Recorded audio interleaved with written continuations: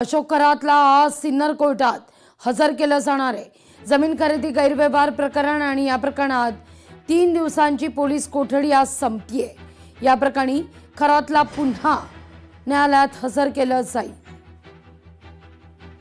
तर तिथं खरातच्या बनावट बँक खात्यांचा तपास SIT कडे वर्ग होण्याची शक्यता आहे। समता पतसंस्थेच्या राहता शाखेत खरातची 100 खाती आहेत। खात्यातून जवळपास 70 कोटींचे व्यवहार झाल्याचं वृत्त आहे।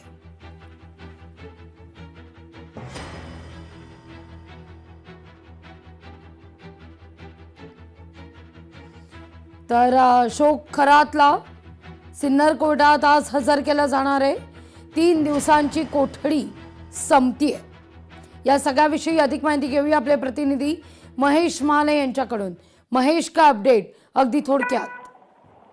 लागवी आपण बघितलं असेल तर बोंधू अशोक खरात याची ईडीची चौकशी संपल्यानंतर त्याला नाशिक रोड मध्यवर्ती कारागृहात आणण्यात आलेलं होतं। यानंतर सिन्नर पोलिसांनी त्याला ताब्यात घेतलं आणि 3 दिवसांची पोलीस कोठडी दिलेली होती। 3 दिवसांची पोलीस कोठडी ही आज संपणार असल्याने अशोक खरात याला आज पुन्हा एकदा सिन्नर न्यायालयात हजर करण्यात येणार आहे। यामुळे जमीन फसवणूक प्रकरणामध्ये हे प्रकरण असून या प्रकरणामध्ये असा अशोक खरात याला पोलीस कोठडी मिळते का न्यायालयीन कोठडी याकडे सर्वांचं लक्ष लागलेलं आहे।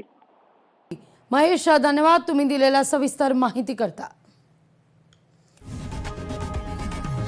लोकशाही मराठी ऐका, पहा, जागरूक रहा।